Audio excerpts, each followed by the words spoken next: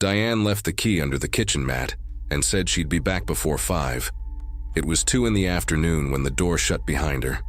I looked over at Liam and Sophie, and they already had their iPads out. I knew they'd end up like those kids in movies, frozen in place, volume cranked, invisible even sitting right next to me. That was fine. I'd been babysitting for 15 years, worked in the ICU. I knew distraction.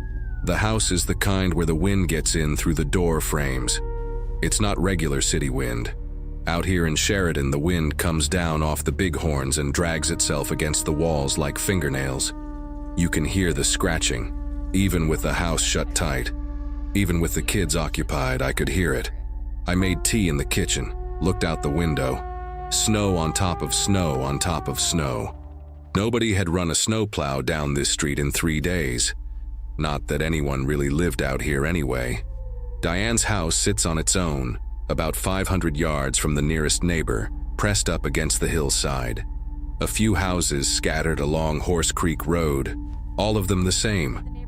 Old wood, eaves that needed painting, gates that didn't latch right. When I arrived, Diane pointed to the 2 wooden fences around the property. Said the neighborhood dogs could clear the first one. Said they bark all night, unfortunately, but it's just annoying. I figured they were working dogs. Ranches always have them. Collies, German shepherds, big breeds like that. For protection. From that side of the house, I couldn't see anything. Just where the tree line started, and then the forest got thicker and the land dropped away. I lost interest. I went back to the living room. Sophie was already asleep, head drooping over her iPad. Liam had moved on to a game where he built colored blocks in some kind of endless world or something. He wasn't blinking. Perfect. I found Diane's number in the kitchen. She'd left it on a piece of paper by the fridge.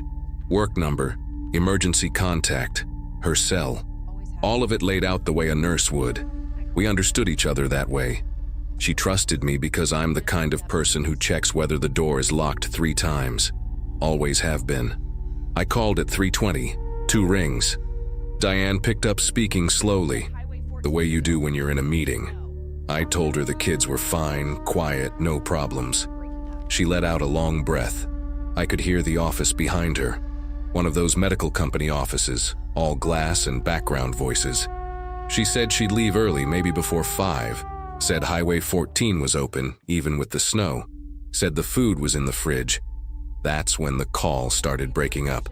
Like that old cell phone problem, where you hear the other person in fragments. But it wasn't exactly that. It was more like the call dropped completely, and then restarted. Diane talking, then 2 or 3 seconds of white silence, then her voice again. We both complained about how bad the reception was out on that road. She laughed, said it was true, that her carrier was garbage. We tried to keep talking, but it got impossible. Every sentence she said came through in pieces. So she told me to hang up and call back. I hung up, went to the kitchen, looked outside again, snow, wind, nothing else. I called again. 1 ring, 2. Diane picked up, and this time the call was clear. She said it had gotten better. She was heading back to her desk, had forgotten her bag there. I could hear the office again. I apologized. She said it was just a minute, that we'd talk later if I needed anything. I hung up, went to the living room. Liam in the same spot, Sophie asleep. Everything exactly the same as 10 minutes ago. The wind hitting the walls, that scratching sound. And then I noticed I wasn't hearing the dogs. It wasn't quiet the way an isolated house is always quiet. It was different. It was the quiet of something missing. The dogs barked all night. Diane had said that with real irritation, the way someone talks about a sound they know inside and out. But it was still late afternoon, still light out. There should still have been noise. But there wasn't. I told myself it was just my mind playing tricks. You focus on something and suddenly it disappears. Synchronicity, coincidence. I work in the ICU. You see patterns where there aren't any. This was just the anxiety of a babysitter in an unfamiliar house. Nothing more. Then the wind shifted direction, or at least that's what it felt like. The sound moved from the south wall to the north wall. It went from that fingernail scratching to something closer to a drag. Something very slow being dragged against the wood. I stayed seated, didn't turn toward the window. Liam kept playing his game, Sophie asleep. The dragging stopped without warning, and in the silence that followed, I heard it. Something breathing outside. Not fast, not like something startled or moving around. It was the slow, heavy breathing of something standing still, waiting, listening. I didn't run out of the room, didn't call the police, didn't do any of those things you do in movies. I stood up slowly and turned off the Netflix show that had been playing in the background. Liam didn't even blink. I went completely silent and listened. The breathing was still there, heavy, steady, not fast like something running or worked up. It was the breathing of something standing still and waiting. The breathing of something that knows you're in there. Nurse. You learn early on to separate a real emergency from panic. Panic kills more people than most things do. So I ran through it. Nobody was screaming, the kids were alive, the house had locks. Could be a bear, could be a giant raccoon, could be a hunter who'd wandered off trail, could be a man. I walked to the kitchen window, the closest one to where I was. I didn't press my face to the glass. I did what you do in the ICU when you're going into isolation. You look without exposing yourself. I moved just my eyes. Outside there was nothing. Just snow, gray light, the wooden fence, and the forest far off in the distance. The breathing stopped. I stood there and waited. 5 minutes. 10. Nothing. Just the wind again, that normal Wyoming wind that never fully quits. I'd babysat in mountain houses before, knew how it worked. Wind makes noise, wind fools your ears. I went back to the living room. Liam still in the same position. Sophie still asleep, her head tilted at an uncomfortable angle. I should have moved her, put a pillow under her. I didn't. Left her right there. I turned the TV back on. Netflix was sitting at the menu, waiting. I put on one of the cartoons Liam liked, that dinosaur one he'd watched at his mom's house last week. He didn't even look up at me. He was completely checked out. I sat down on the couch, grabbed my phone, texted my ex-husband about his dog. Something small, asking if he'd taken it in for its shots. He replied 3 minutes later. A dog emoji. He always replies fast when it's about the dog. Other things take days. I did it to distract myself. It worked a little. The problem started when I realized I still wasn't hearing the dogs. Right. I'd noticed their absence before, but that was different. It was new then, something I was just picking up on. Now it was different. Now it was sustained silence. The kind of silence that only exists when something is wrong. After 5 in the afternoon is when the neighborhood dogs get most active. They go crazy, basically. Barking at nothing just because the day is turning into night and they feel the shift. I knew this because Diane had complained about it. She'd said they barked all night, unfortunately. Her word, unfortunately. The way you report a permanent nuisance. But there was no barking. Not a single sound. I went to the back door, the one that opens to the fence in the forest. Opened it just a crack, let the air in. Freezing cold. I breathed it in. It was too quiet out there. That kind of quiet where nature pulls its sounds back for a reason. A storm coming. A predator nearby. I closed the door. I made dinner early. Pasta with jarred sauce. Diane had left everything ready to go. Put the water on to boil. Liam finally peeled himself away from his game because he heard the pot. Came into the kitchen asking for food. Sophie woke up too, the way little kids do. She can sense when food is being made. We went through all of it normally. I cut Sophie's pasta into small pieces. Got her water to drink. Liam ate too fast and asked for more. Everything normal. But I was counting on one hand how many times I'd heard barking since Diane left. 0. A full hand with no barking. After they ate, I got them into the bath. The shower here is old. Makes that noise old pipes make. Like something alive inside the walls. Liam thought it was funny. Sophie kept asking me to put on music, so I played it from my phone. All of it so normal it almost felt fake. When both of them were dry and in their pajamas, I went to throw some clothes in the washer, which is out back in a kind of attached garage. I opened the kitchen door that leads to it and stopped. The wind had shifted again. It wasn't the big horns wind anymore. It was different. It had a rhythm to it, like something had footsteps, and those footsteps were carrying through the wind. Slow, deliberate steps, the kind that know exactly where they're going. Footsteps circling the house, going around it. I shut the door fast. I grabbed my phone and called. It rang once, twice. Diane picked up. I could hear her, but there was noise in the background. She was driving, that sound of road, of tires on wet asphalt. I told her the kids were asleep, that everything was fine. I just wanted to confirm she was on her way. Her voice went loose with relief. She said she'd just passed through Ranchester, that she'd taken the 14 and was heading down toward Horse Creek. About 20 minutes out. I heard her breathe deeply, settled. She was relaxing because she was close to home. Said I was an angel, that she didn't know what she would have done without me, things like that. We talked for maybe 30 seconds. Her describing the road, snowy in spots but passable. Me making sounds so she'd know I was still there. Normal conversation between a mother who'd worked all day and was heading home. Then the call started breaking up. It wasn't exactly like the first time. This time it was more violent, like someone had cut the signal. Diane was talking about how the road was getting slippery, and then it just went white. That dead white of a cell signal dropping completely. I tried to speak. Diane? Diane? Nothing, just white. I waited. We were used to this by now. Call drops. You wait 5 seconds, it comes back. I counted 1, 2, 3, 4, 5. Nothing. I tried calling again. It rang. Diane picked up. She was already talking when she answered, the way you do when you're out somewhere and see a missed call. She said, "Hello? Hello?" I said it had dropped.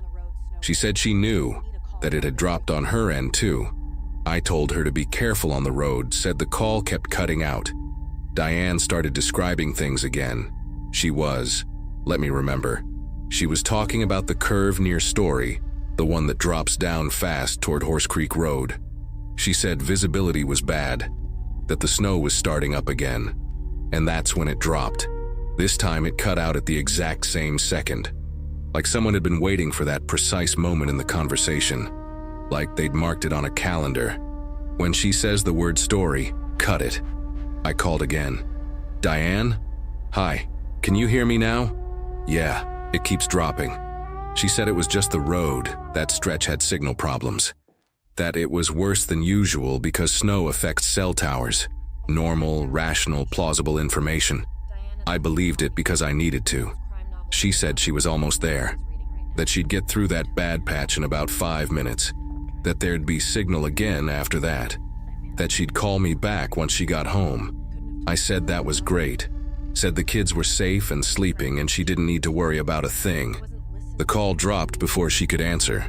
This time I didn't call back. I let it go. Diane was driving, focused on the road, snow, wind. She didn't need a call dropping every 30 seconds. She needed to get there in one piece.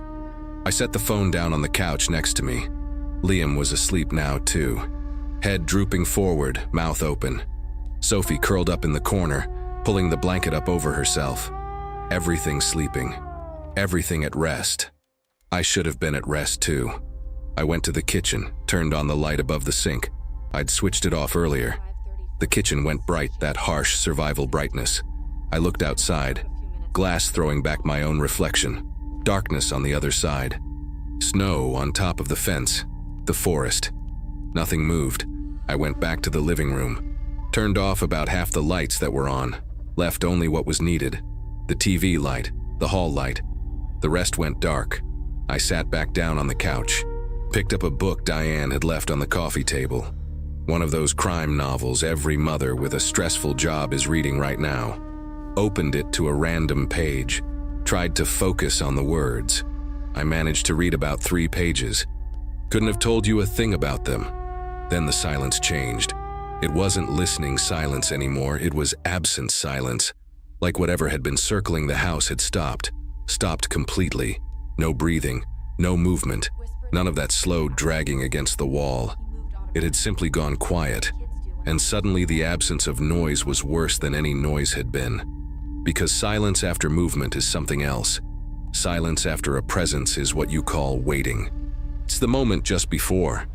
It's the deep breath before the leap. It was 8:30. Diane should be pulling up any minute. I ran the numbers in my head. Left the office at 5:30, 40 minutes she'd said. That would put her at 6:10. Then time on the road, a few minutes lost to dropped calls, weak signal. She should be arriving right now. I picked up my phone, sent a text. How much longer? The reply came in 5 seconds. She'd probably read my text while driving through a safe stretch. 5 min out of the dead zone. Better now. I breathed. 5 minutes. 5 minutes and this night was over. Diane would get here. She'd hear about what had or hadn't been happening and we'd figure it out. Or we'd laugh about it later because it had been nothing. Just wind noise. Just a babysitter's paranoia in an unfamiliar house in Wyoming. I put the book down. Got the kids settled. I picked Sophie up, heavy with sleep, and carried her to her room. It was in the back of the house. Liam. I woke up slowly, whispered that it was time to actually sleep. He moved automatically, the way kids do when they're used to their bed. Got him lying down, too. I went back to the living room, sat on the couch again, checked the time on my phone. 8:43, 3 minutes. That's when I heard the sound of a car pulling up. The sound of a car pulling up was the most normal thing I'd heard all day. Engine, tires on loose snow. That noise a car makes coming down a slope slowly because the road is slippery. Diane was here. I got up from the couch, went to the front door, turned on the outside light. The one above the door frame, yellowish. The kind that draws bugs in summer but in March draws nothing. I saw her headlights, a gray Subaru, the kind everyone in Wyoming drives, turning into the driveway. She stopped in the middle of the garage, cut the engine.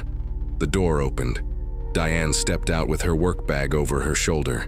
She had on a heavy coat, a real winter coat, the kind you wear when you've been coming from Denver. She looked at the house with that look people have when they're coming home after work. Relief mixed with exhaustion. She climbed the porch steps. I opened the door. Hey, everything okay? I said everything was great. Said the kids had gone to bed early, that they were safe. Said she had nothing to worry about. Diane smiled. That smile a mother makes when she can finally breathe. She came inside, took off her coat, draped it over the kitchen chair. Asked if they'd eaten well, if they'd been difficult, things like that. I answered everything normally. She went to the kitchen, opened the fridge, grabbed a water bottle. Drank straight from it. The kind of thing a tired mother does when nobody's watching. We talked for about 5 minutes.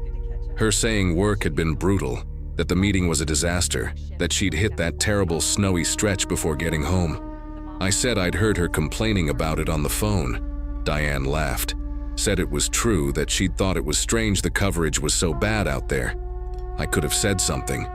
Right then, with her standing in her own kitchen, safe and warm, I could have opened my mouth and said, there was something outside. Could have told her about the silence of the dogs, about the breathing, about the footsteps circling the house. I didn't say anything. Diane was home, the kids were asleep, the door was locked. Whatever the problem had been, it had passed. All I had were sounds, and sounds can fool you. Diane grabbed a container of yogurt from the fridge, got a spoon, sat on the living room couch while she ate, still in her work clothes, still with that look of someone too tired to care about details. She called me over, said she wanted to pay me now, that she had cash in her bag, and didn't want to forget about it later. I went to the kitchen, got her bag. She pulled out an envelope with the money already counted out. Nurse that she was, everything organized. I took it, said it had been easy, that the kids had been angels. Diane said I was the best, that she couldn't find a babysitter like me for anything, and that I was such a relief whenever she could get me. We talked a little more. Her sitting, eating her yogurt. Me standing near the door, ready to leave. That end of babysitting shift feeling that's always the same. You want to go, the mom wants to apologize for making you work. Nobody wants to be rude. Diane glanced at the clock. Said, wow, it's almost 9 already. Said I should head out before it got too late, that the roads were dangerous. I agreed. Started grabbing my bag from the chair. That's when Diane stood up from the couch. She walked to the living room window. The big one, facing the front. The same window I'd been watching all night. She pulled the curtain back a little and looked outside. "That's weird," she said. I turned toward her. "What?" "The dogs aren't barking." She said it casually, like a passing observation, but it was the kind of remark that hooks you because you'd already been thinking the exact same thing. Diane looked at me. "They bark every night. So much I complain about it. But this quiet is just, I don't know, weird." She turned back to the window, looked outside, and that's when I saw it. In the window, catching the light from inside the house, there was a silhouette. It wasn't the silhouette of a tree. It wasn't even the silhouette of a person. It was a wrong silhouette. It was an outline that didn't match anything I had ever seen before. An elongated snout, but not a dog. A height that reached the top of the window frame but wasn't human. A posture that stood upright but was wrong for the way things with legs are supposed to stand. It was still. It was looking in. Diane was seeing the same thing. I watched her freeze. Watched her open her mouth to say something. Watched her raise her hand toward the glass the way you do when you want to confirm the glass is there, that the glass protects you. The silhouette raised its head, and that was all. Just raised its head. But it was enough for me to see, for 1 second, 1 fraction, the reflection of an eye. An eye catching the light from the room. An eye that was looking at me. Diane screamed. It wasn't a loud scream. It was a scream that came out without control, the kind you make when your body decides before your mind understands. She screamed and stumbled backward. I didn't scream. I stood still, looked at the window. The silhouette was moving away, sliding to the side, disappearing from the frame. Diane ran to the kitchen. She was yelling, "There's someone out there, there's someone out there, lock the door, lock the door." I went to the front door, locked everything, the door, the chain, the deadbolt. Diane appeared with her phone in her hand, shaking, dialing 911. She was yelling into the phone when I finally looked at her, and in that moment, seeing the expression on her face, I understood that it had been real. The police arrived in 43 minutes. Diane had spent those 43 minutes on the phone describing what she'd seen. A man, she thought, possibly an intruder. He'd been looking through the window. The 911 dispatcher had asked the usual questions. Was he armed? Did he enter the house? Are you safe right now? Diane answered everything with a shaking voice. I stayed close to her, sitting in the kitchen, listening. I didn't say anything. I let her tell it. I let her be the witness. When the police car arrived, the one with the red and blue lights, Diane went to open the front door. 2 officers came in, both of them too young to really look like authority but doing the job anyway. One was a woman, hair pulled back, hand near her weapon like she was waiting for a reason to use it. The other was a man, older, maybe 50, the kind who'd already seen everything. They asked questions, ran through procedure, asked us to describe what we had seen. Diane described a silhouette, a face, a strange height. She didn't say it was impossible. She just described what she saw. When it was my turn to talk, I said I'd been hearing noises outside all night. I mentioned the silence of the dogs, the footsteps going around the house, the breathing. The older officer wrote everything down in his notepad. He didn't question it. He listened. After that, they went outside, asked us to keep the lights on, asked us not to open the door for anyone, said they were going to patrol the area and would be back in an hour to make sure everything was okay. Diane locked the door behind them. We sat in the kitchen. Diane with a cup of tea I'd made. Something to do when you don't know what else to do. She was shaking. I was sitting across from her, also shaking but in a different way. She was shaking from fear. I was shaking because I was certain that it had happened. You saw it too, right? Diane asked. I said yes. So it wasn't my imagination. It wasn't a tired person seeing shadows. I said it wasn't. Diane drank her tea in silence. Then she said she didn't know what to do. That she worked in security. She said it the way someone who works in a hospital says it. Someone used to keeping situations under control. But that this was out of her control. That she didn't know what that thing outside had been. I didn't answer. We stayed up. Liam woke up once asking why all the lights were on. Diane told him it was just a precaution, that everything was fine, that he could go back to sleep. He did. Sophie never even stirred. The officers came back when they said they would. Came inside, did a quick walkthrough of the house, shined their flashlights outside through the windows, found nothing, no tracks, no evidence. One of them said it was common, people in isolated houses hearing strange noises, that it was the mind playing tricks. Diane didn't argue with him. She just accepted what he said. Then they left again, and that's when the silence started. It wasn't the silence of a normal night. It was a waiting silence, the kind that paralyzes you because you're expecting something and don't even know what. Hours passed. 1 in the morning, 2, 3. Diane was on the couch, wrapped in a blanket, but she wasn't sleeping. I was in the armchair across from her. The TV was on just to make noise, Netflix on mute, screen flickering, dim light. "He could still be out there," Diane said suddenly. I didn't respond. He could be waiting. I knew she was right. Not because I was hearing anything. It was exactly the opposite. Because I wasn't hearing anything at all. After hours of sounds, footsteps, breathing, movement, that complete silence was worse. Like when you turn off a machine and the silence that's left is so deep it feels like the air itself is holding its breath. "We should have called the police sooner. Should have called as soon as you heard something," Diane said. I thought about that. Thought she was right. Also thought that I would have sounded crazy if I'd called the police just because I heard breathing and footsteps. "You would have thought I was paranoid," I said to her. Diane looked at me. "I would have believed you." I knew she was lying, but I accepted the lie because we both needed it. At 4:30 in the morning, Diane finally fell asleep. Head drooping to one side, arm hanging loose, body letting go because real fear wears you out more than anything else. I stayed awake. I sat there listening to that silence. That silence with nothing left in it. No footsteps, no breathing. None of that slow dragging against the wall. It was like he had disappeared. And I knew, with that certainty you have at 4 in the morning when you're alone in the quiet, that he hadn't disappeared. He was just waiting. Dawn came in gray. That Wyoming kind of dawn when the snow keeps falling and the light turns flat. No shadows, no depth. It felt like everything was happening underwater.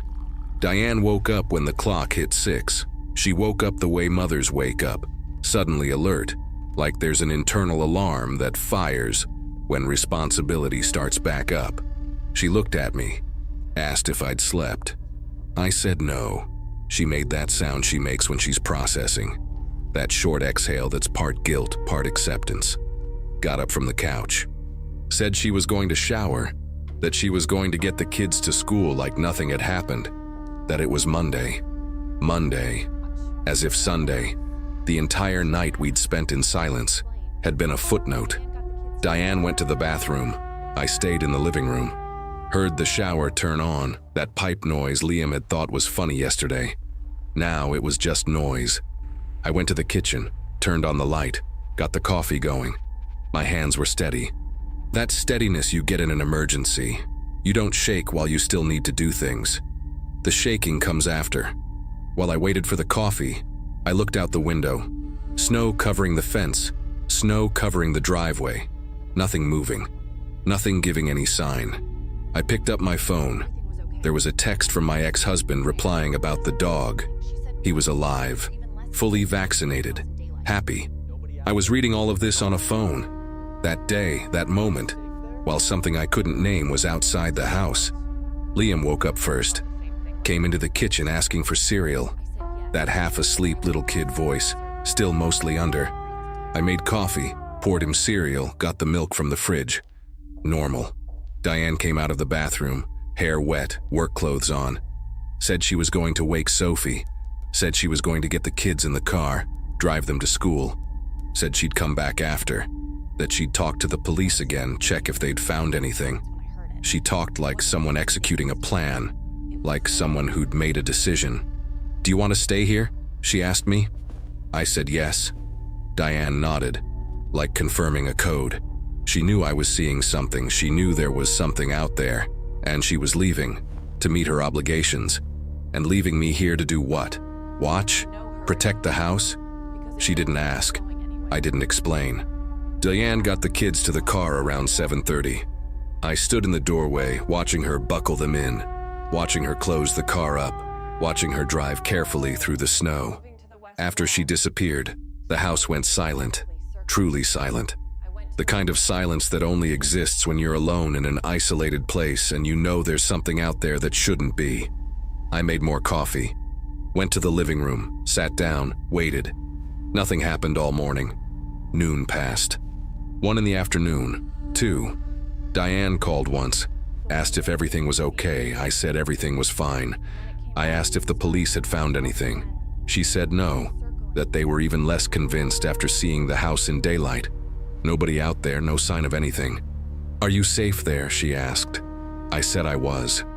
"You both saw the same thing last night?" she pressed. I said yes, said I was absolutely certain. Diane breathed deep, said she was certain too. Said if anyone was doubting it, it was because they didn't want to see. After I hung up, I went to the kitchen, got a sandwich Diane had left in the fridge, the ham and cheese kind you make on Sundays for the week. Ate half of it, couldn't get through the rest. That was about 50 minutes before it happened. That's when I heard it. It wasn't breathing this time. It was sound, a sound that started far off, out by the tree line, near where the fence ends, and moved closer. It was the sound of movement through snow. Not light, not fast. Deliberate. Like something walking through snow with long, purposeful steps. In no hurry, because it knows you're not going anywhere. The sound moved along the south wall of the house. I stood up from the couch where I was sitting. Didn't know why. I stood up because my body made the decision. The sound kept going, moving to the west wall, slowly, methodically, circling. I went to the window. Didn't get too close. Just watched. At waist height, steps leaving a trail in the snow. Prints that disappeared under fresh snow and reappeared on the other side. Footprints from something very heavy. I tracked the sound moving along the north wall, then the east wall, the back one, the one far from the road, the one nobody can see from a distance. And then it came back to the start. South again. It was circling. This wasn't an animal hunting. Hunting is fast. It's violent. This was a siege. This was something that knew you were trapped and was taking its time deciding how it was going to do it. I made a full circuit of the house tracking it. While it circled, I circled too, just on the other side of the glass. When it stopped, I stopped. That went on for about 20 minutes. Then everything stopped. Silence again. That waiting silence. I went to the kitchen, sat in a chair, and stared at nothing for a while. I wasn't scared. I was too calm. The kind of calm that's more frightening than fear. The calm of someone who's already accepted that things aren't going back to the way they were.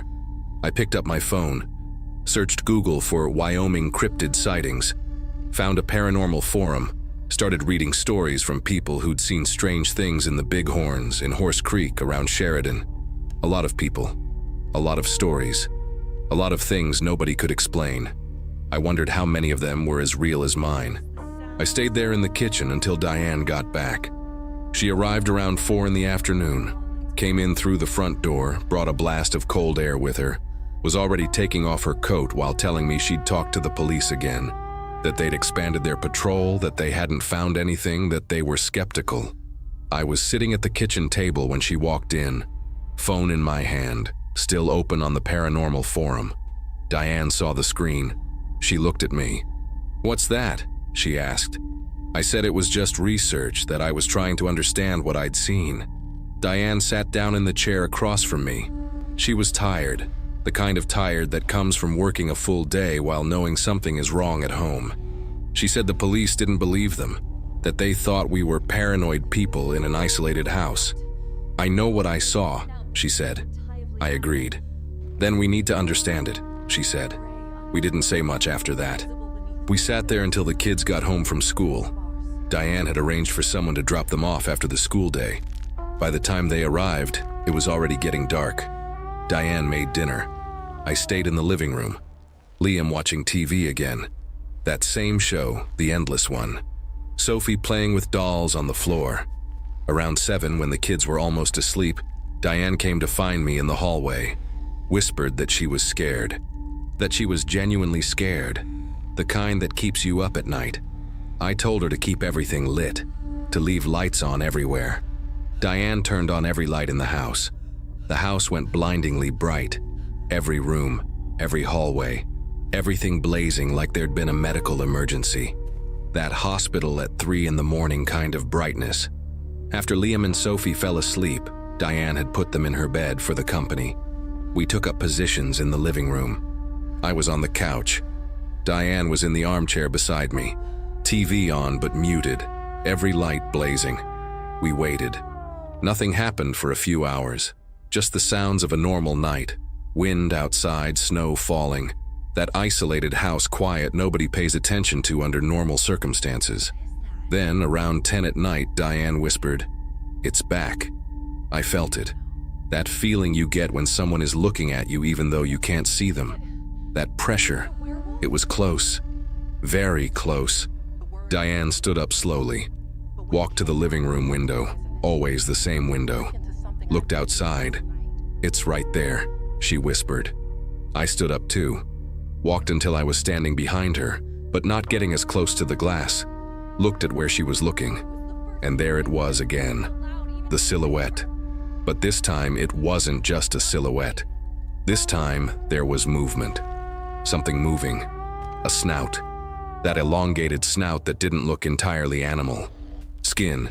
Gray, uneven skin, visible beneath fur that was too sparse, coming in patches like something had passed through whatever had partially stripped it away. Limbs. Very long limbs, joints that bent the wrong way. That kind of bend a human body doesn't have. 45%, maybe 50. It was moving slowly in front of the window. Moving the way something moves when it's checking whether you're there. The way something moves when it already knows the answer but wants to confirm it anyway. Its eyes found mine. Not through a reflection this time. They found mine directly. Eyes that caught the light and were watching me watch them. Diane made a sound. The sound a body makes when it's startled but can't turn it into a scream. She spun away from the window. The creature stopped. I heard it stop. The movement ceased. The heartbeat of the house ceased. Even the breathing stopped. Diane grabbed me, grabbed my arm and pulled me to the corner of the room, the corner where you can't be seen from the window. We stood there with our backs against the wall, and Diane was breathing like someone in a panic trying to be quiet about it. I wasn't panicking. I was calm in that unsettling way. I don't know, observing, like someone who's inside a situation and can still watch it from the outside at the same time. "What is that?" Diane whispered. Took a while to answer. "I don't know," I said. Diane breathed deep, tried to calm herself. Then she asked, Is it a werewolf?" The word came from her first, but when it came out I felt it resonate, felt it click into something I'd been feeling all night. That thing that wasn't human, wasn't animal, was specifically that. And when the word left Diane's mouth, I whispered it too. Werewolf. It was the first time I'd said the word out loud, even as a whisper. Even in the half-dark, afraid. But when I said it, the thing outside went completely still, stopped moving, stopped breathing, like it had heard the word and was processing it. And then it started moving again. After Diane whispered the word and I repeated it, everything stopped. Not just movement. Everything, like whatever was out there, had heard the word and decided to change its approach. Like we'd confirmed something it already knew and now there was no reason to keep moving. Complete silence. Diane was breathing fast beside me, that panic breathing you try to control and can't. I put my hand on her arm, told her we needed to stay quiet. She looked at me. Her eyes were wide. "Is it still there?" she whispered. I said yes. "What do we do?" I didn't answer because I didn't know. Because there was no answer. Because that thing was outside the house and now had confirmation that we knew what it was. Diane stood up. Went to the kitchen. Fast, in steps that were trying to be silent. I heard her pick up the phone. Heard her dial 911 again. She whispered to the dispatcher that she'd seen it again. That she was seeing it again. That she needed police. Her voice was breaking. While she was on the phone, I stayed in the living room. Stayed sitting in that corner, looking toward the darkness where the window was. And the silence held. Silence that went on so long it started to feel like noise. Like when you spend too long in complete silence and your ears start inventing sound. That hum that's just your own body working. I could hear my heartbeat, could hear my blood, could hear myself in a way you normally can't. Diane finished the call. She came back to the living room, sat on the couch, different from before. This time she was curled up, folded into herself, trying to take up less space. "They said they're coming," she said. I nodded. "They said it might be a bear. That sometimes bears come close to houses when they're hungry." I didn't believe she believed that. But she was saying it because she needed something to say. She needed a narrative that made sense. I sat there, didn't move, didn't say anything else. Hours passed. Diane finally fell asleep. That sleep of someone too exhausted to stay awake. Head drooping against the couch, body going slack while her mind was somewhere else entirely. I stayed awake. I remembered I'd forgotten to paint my nails that week. That silly little reminder that I'd been planning to do my nails over the weekend and had forgotten. I was sitting there, in that situation, with something unknown outside, and I was thinking about nails, thinking that I'd gotten them done 2 weeks ago at a salon on Main Street in Sheridan, the one with that strong acrylic smell, and that they'd chipped fast because I always chipped them. Details that didn't matter. Another hour passed, and then the silence shifted again. Not because it turned into noise, it turned into something worse. It turned into the feeling of waiting. That feeling you get when you know something is about to happen and you're mentally bracing for it. Diane woke up. She sat up suddenly, like someone coming back from a nightmare into reality. "It's too quiet," she whispered. I knew it was. Diane looked at me, and in that moment I saw something on her face. Not fear, but acceptance. Like a person who's reached the point where you stop fighting and just let things happen. "Is he still there?" she asked. I said yes. Diane stood up, walked to the window. That same window, always that same window. And this time she saw. This time it was too clear. It was so close that the creature was taking up half the glass. It was right there, pressed against the window, looking in. It was watching her, eyes reflecting the light from the room. A snout shaped like something that wasn't a dog, wasn't human, was that thing you can't name again, because the first name had already been spoken. Diane didn't scream. She froze. And I, sitting on that couch, watching her face as she looked at it, thought, she needs to get out of this house. Not Diane specifically, the children. They needed to get out of here. But it wasn't an urgent thought. It was a calm thought. The pragmatic thought of a nurse assessing a situation. An emotionless thought that was itself frightening. Diane turned to me. Her eyes had gone black. "He's here. He's really here." I stood up, walked to the kitchen, opened the drawer where the keys were. Diane's car key, the front door key. Diane followed me. She was whispering for me not to do anything, to call the police again, to lock the door. But her voice was far away, like the voice of someone talking inside a dream. I picked up the front door key, the car key. "What are you doing?" Diane asked. I didn't answer because I was doing something I couldn't explain. I was doing something my body had decided and my mind was just watching happen. I walked to the front door, put my hand on the handle. "Claire, don't," Diane whispered. I locked the door again. I waited, stood there, hand on the handle, key in my other hand, waiting. Waiting for what? Waiting for it to move away from the front of the house? Waiting for the police? Waiting for daylight? No, I was waiting for what my body already knew it needed to do. Diane was close to me now. She was pulling at my arm, whispering for me to step back, not to do anything rash. But it wasn't rash. It had taken all night. It had taken 2 days. It had taken that silence that was worse than any sound. I unlocked the door, opened it. Diane screamed. Not that gasp of surprise. The kind of scream that comes out when you watch someone making a decision they shouldn't be making. She was screaming my name, pulling at my arm, saying, "No, no, get back inside." I walked outside. The door slammed behind me. Diane shut it, locked it from inside. I heard her crying on the other side. Heard her grab the phone. Heard her dialing 911 while I stood on the porch in the middle of the snow. with that thing about 5 yards away. It was too clear now, too close. I could see everything I couldn't see before. Could see the patchy, uneven fur, like something had been burned or torn away in pieces. Could see the skin underneath, grayish, stretched tight, with veins visible like rope beneath leather.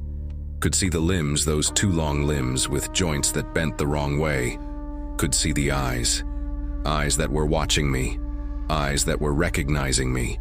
Rough skin on the hands, the ones with claws. Opaque, thick, uneven. The posture, bipedal, steady in the snow. That posture of something that had learned to walk on 2 legs. 60%, maybe more. "Get away from my house," I said. Not a whisper. A normal voice. A nurse's voice giving an order in a hospital room. A voice coming out of my throat from somewhere that wasn't where it normally comes from. The creature didn't respond, but it tilted its head, like it had understood. "The children are sleeping. You're leaving." The creature lowered its head again, and then it started to move. Not toward me. If it had moved toward me, I would have panicked, would have screamed, would have run, would have had that normal human reaction, but it didn't do that. It moved sideways, walked with those long strides, those strides that covered too much ground with each step, away from the house, in the direction of the forest, in the direction of that dark place it had come from when it arrived. I followed it with my eyes. It was moving through the terrain easily, crossing snow as if snow didn't exist, as if all that weight had a different kind of distribution. And as it moved away, I could make out more details because the light was changing. Dawn was coming. That gray Wyoming dawn that makes everything look like it's happening underwater. I could see the snout fully now. That elongated shape with features that resembled a human face in all the wrong ways. I saw the eyes one last time. They turned back toward me as it walked away, as if confirming it was leaving because I'd asked. I saw the whole silhouette, broken up against snow, against trees, against that gray dawn, disappearing into the forest. And then it was gone. No sound. Didn't look back. Just gone. I stood there. Snow under my feet. Breath coming out in steam. That white steam that looked like smoke. The door behind me opened. Diane came running out.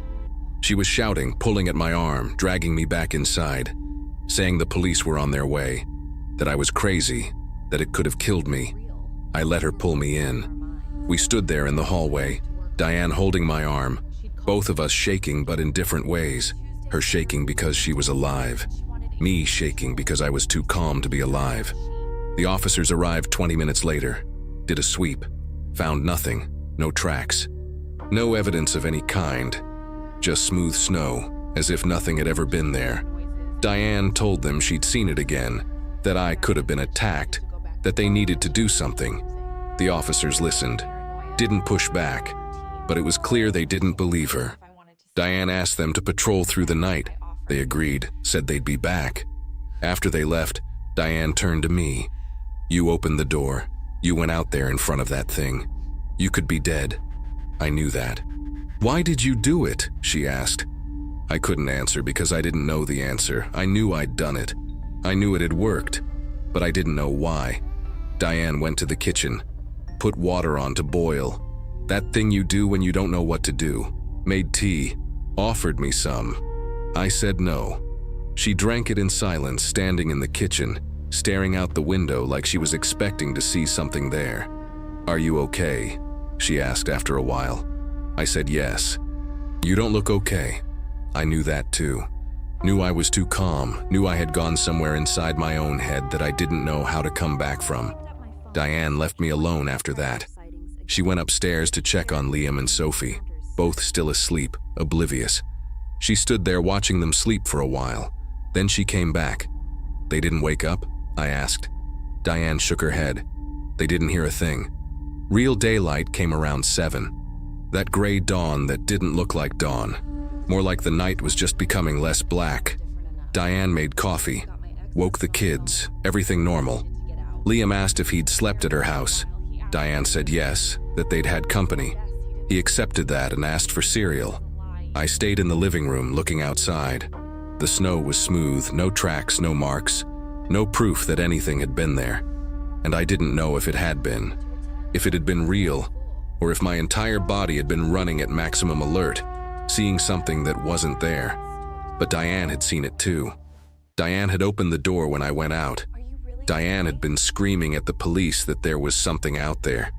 So it was real, or we were both out of our minds.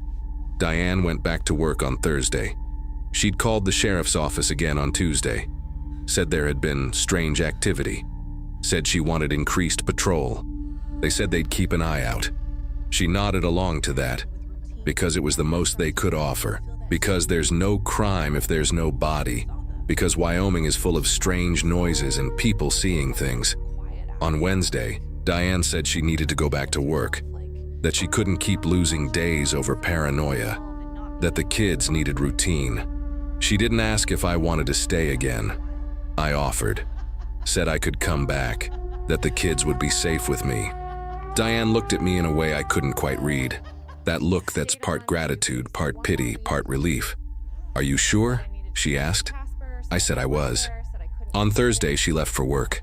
Liam and Sophie fell back into routine. Breakfast, iPads, that small child normalcy of not knowing that something broken stays broken, even when it looks whole again. I stayed in the living room, sitting on the couch. No TV, no book, just sitting. The wind hit the walls, that normal Wyoming wind. The one that scratches like fingernails. I heard it and couldn't stop thinking. Couldn't separate wind from footsteps. Couldn't separate a sound from the thing that had made the sound. I picked up my phone, searched Wyoming predator sightings again, searched Sheridan strange encounters, searched what lives in Bighorn Mountains. Found a story about a man who disappeared in 1987 near Horse Creek Road. Found a report of a possible animal attack in 2003. Found a paranormal forum with 20 pages of people describing strange things. None of the stories were exactly like mine. None were different enough.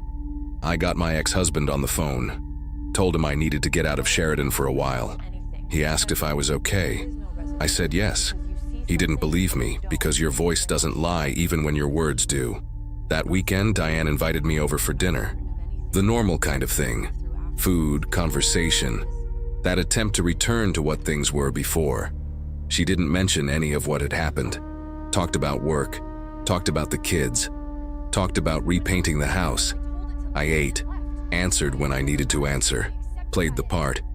After dinner, when the kids were asleep, Diane sat down next to me on the couch. "Are you really okay?" she asked. I said I was. "You're not okay." I didn't respond. Diane breathed deep. I spent the whole week thinking about it, thinking about what it was, thinking about whether it was really... She stopped mid-sentence. "Whether it was what?" I asked. "Real," she said. I looked at her. She was too serious to be lying. "I saw it," Diane said. "I'm certain I saw it, but now, with days passing, with routine coming back, I start to doubt. Do you feel that too?" I said yes. "But we saw the same thing," she pressed. "We saw it," I said. Diane went quiet after that, like someone trying to convince herself, like someone watching her own certainty dissolve and not being able to hold on to it. "Maybe it was a man," she said after a while. "Maybe it was someone very large, someone the police are looking for, someone who cleared out when they saw we called the cops." That made more sense. That was something that could be explained, but it wasn't what we had seen. In the second week, Diane acted like nothing had happened. She was too normal, too cheerful, living as if those days hadn't existed. I stayed on to babysit one more week. Then I said I needed to get back to Casper, said I had work there, said I couldn't keep putting off my commitments. Diane was relieved. She was sad too, but the relief was stronger. She paid me, thanked me, said the kids would miss me. I drove to Casper on a Monday, drove away from Sheridan, drove away from Horse Creek Road. It's been 2 years since I got back to my apartment in Casper, back to my job at the hospital, back to the life I had before I agreed to babysit in an isolated house in Wyoming. My ex-husband asks sometimes if I'm doing okay. I tell him yes. He doesn't believe me. The truth is, I am okay. I'm alive. I'm working. I'm doing normal things. But when wind hits somewhere, I hear footsteps. When I'm somewhere isolated, I feel someone watching. When I see a shadow that doesn't make sense, my entire body goes on alert. And I don't know anymore whether it's actually happening or whether my body was running at maximum alert during those days, and has just been frozen in that state ever since. Diane sent a text last week, said everything's fine out there, said there's been no more strange activity, said the kids are growing up normal, said she can't hear the wind the same way anymore either. Just that. No explanation, no attempt to resolve anything, because there is no resolution. Because you see something or you don't, and if you're not sure, it means you're not certain of anything. And if you're not certain of anything, then everything you live through afterward is contaminated, because you no longer know whether your body is sensing reality or inventing danger that isn't there. I opened the door to something unknown. I went out into the cold. I told it to leave, and it left. Or my entire body simply accepted that it had lost control and built a narrative where I got it back. Either way, I can't process what happened. I can live with what happened. I can wake up, go to work, talk to people, fake normalcy, but that thing never left me. It's still in there, circling, waiting for the next time I open a door, waiting for the next time I can't hold it back. And I'm here, living, working, hearing the wind scratch against the walls with its fingernails, waiting to find out if it comes back or if it never left.